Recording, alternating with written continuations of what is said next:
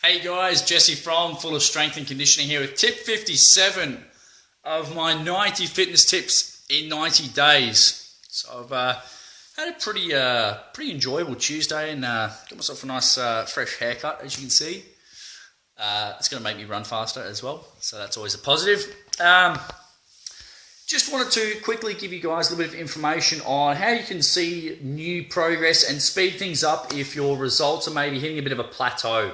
So if you've been training for a little while now and you've been making gains, making progress, and then sort of flatlines a little bit, I just want to give you a couple easy ways that you can spice your training up and make better progress or start to see that progress happen at a little bit of a quicker rate.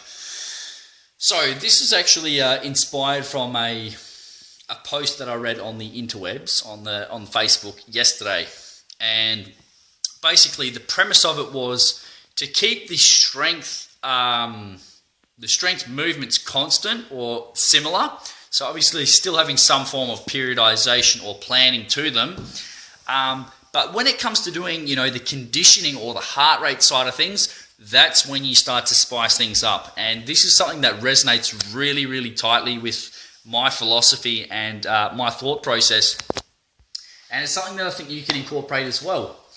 So when I'm talking about strength and conditioning, for Full Strength and Conditioning, there's two main components. It's the way I sort of structure my training and my clients' training.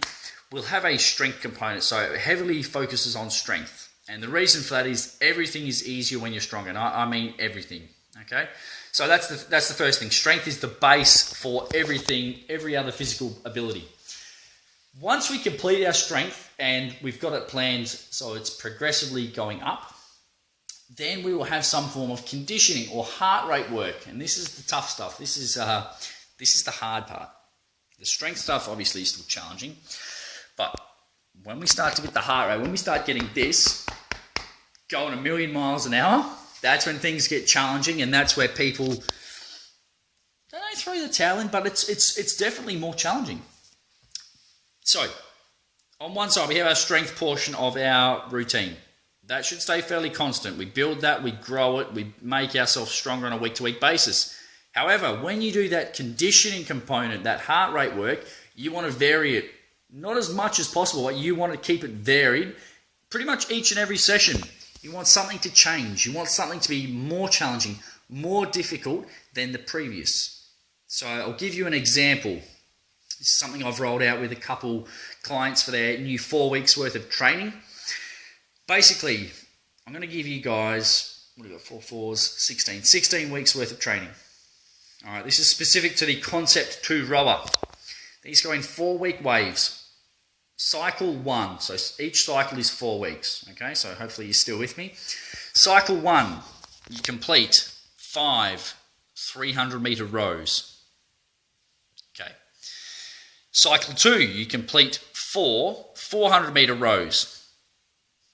Cycle 3, you complete 6 250-meter rows. And then cycle 4, you complete 3 500-meter rows. So we've got that sequence where it gets harder. And here's the deal. For each week of the cycle, the rest periods diminish. So on week 1, you have 2 minutes worth of rest between each row. Week 2, 90 seconds. Week 3, 75 seconds of rest. And week 4, 60 seconds of rest. So you can see each week it's slightly varied. Yes, we're still using the same implement. We're still using the rower, but we're making it more challenging each single week. We're getting less rest. Then once we've done a 4-week cycle, we change it. We modify the volume. We change the amount of intervals that we perform and also the distance. So if you're going from a longer distance to a shorter distance, you're going to be putting more power in. So therefore, you're burning more calories at a quicker rate. So these are the things that you need to incorporate, guys, especially for your conditioning. You want your body to be as inefficient as possible. I will repeat that. You want your body to be as inefficient as possible. When the body starts to adapt to what you're doing, what you're giving it, that's when progress halts or slows down. So if you want to spark new progress and new gains, you need to change something. Not everything, but change something. Okay, and conditioning or the heart rate component of your training is a fantastic way to do that. Should be challenging, it should be tough. You'll be huffing, you'll be puffing, your heart will be beating out of your chest, but that's what you want. You want that heart rate to spike. You want to create a huge oxygen debt, and the bigger the debt, the more calories you'll burn after training, up to 72 hours. Does that sound like something of interest to you? I would hope so. If the goal is fat loss, guys, it needs to be challenging. It needs to be varied so your body doesn't adapt and burns more calories at a faster rate up to 72 hours after you finish training. That's it. Tip 57, vary your workouts, guys. I hope it gives you some inspiration. Be creative. Start to think outside the box. What can you do differently? What can you do that's a little bit more challenging and spice up your training? Let me know if you've got any comments, put them below. I'd love to hear from you. And let me know what you think of the rowing workouts. Give them a try, and if you've done them before, let us know your thoughts. My thoughts, it's horrible. They're really hard. Anyway, that's it, guys. Have a fantastic Tuesday night. I'll speak with you tomorrow.